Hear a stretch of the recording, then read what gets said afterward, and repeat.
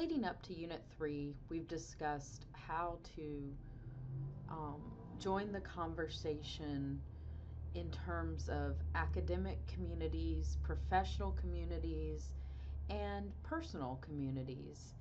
And now in Unit 3, we're going to join the conversation with our research. In this short video will talk to you about choosing a topic for research and for finding sources in your rhetorical inquiries for this week in units, and also ultimately in major assignment 3, which is the annotated bibliography. So let's talk more about joining the conversation.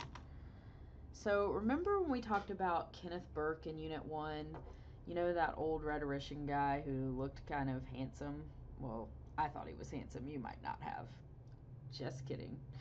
Anyways, remember that parlor metaphor that he had where Kenneth Burke talked about imagining your friends are in a parlor, you arrive to the party, and one friend is taking one side of an argument, another friend is taking the other side of an argument. How you listen for a minute to kind of get the tenor of the conversation to understand what's going on, and how I talked about in Units 1 and Unit 2 how that's really what we were going to be doing, was listening in on the conversation and examining how other people made arguments in our profiling of an organization in Unit 1, and then ultimately our rhetorical analysis of an author's documentary in Unit 2. In Unit 3, we're going to put our oar in, as Kenneth Burke would say, by joining the conversation about a topic, and we're going to build our ethos or our authority and credibility by finding resources on a topic, so that ultimately in Unit 4 we can create a multimodal project on a topic. In the Everyone's an Author textbook, the authors, everyone's an author, the authors, English teacher joke, don't get too excited, Andrea Lunsford, etc., mention in chapter 19 that there are some ways that you can start to join the conversation. And I found this list to be very helpful when thinking of how to describe it to you as a student. And that's finding a topic, analyzing the rhetorical situation, narrowing your topic, doing some background research, articulating what specifically it is you're going to research, drafting a working thesis, and then establishing a schedule for research. In this unit, we're going to find a topic and examine the rhetorical situation in order to help us narrow that topic and do some background research. So we're focusing on these first 4 in Unit 3. I don't want you to have to worry about establishing a schedule and a research question and a thesis until we get into the next unit. So for now, we want to find a topic that is going to be able to be narrowed as we go and as we analyze the rhetorical situation and as we do some more background research. So it's okay if starting out your topic is a little broad when you're first doing some research, but as the unit progresses, you should start to analyze the topic a little more to get more narrow in not only your background research, but ultimately in being able to articulate what kind of questions you'd like to answer in that research. So, to sum up, what we're going to do first is we're going to find a topic. Now, I'm going to give you some a big umbrella, which is going to be the main topic, but then you're going to narrow it. At first, your topic might seem kind of broad, but I'm going to help you narrow it down till we have a very tight, articulate topic. All right, got it? So, if you follow along and do the steps, hopefully you'll learn how to develop your topic into a more specific rhetorical topic for research. okay? Trust me, I promise.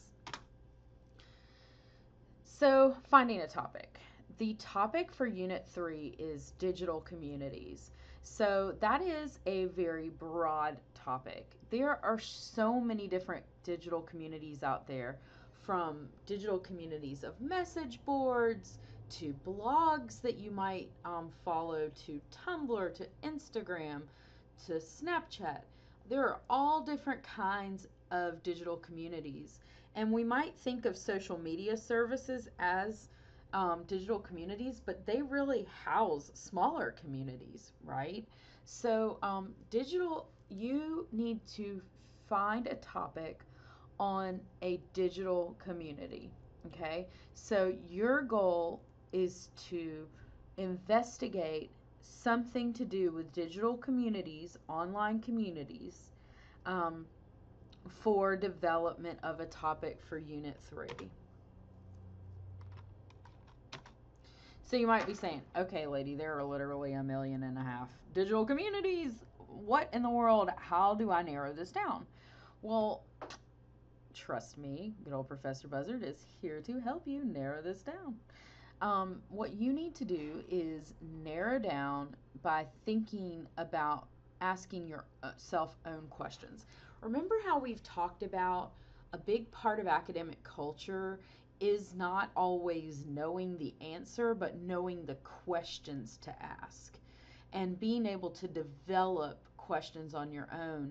And a curious mind is the way in which we develop the habits of mind of questioning and developing questions. So here are some questions if you're not quite comfortable developing your own questions so far. Have I said questions enough for you yet? Here are some questions that you might consider. What digital communities do you participate in? Okay. What digital communities interest you? What digital communities have you ever wanted to know more about? Okay. So think about it. What are the types of services on social media services you might use? Within those services, are there groups of different people that you communicate with? Are there different communities that you're a part of?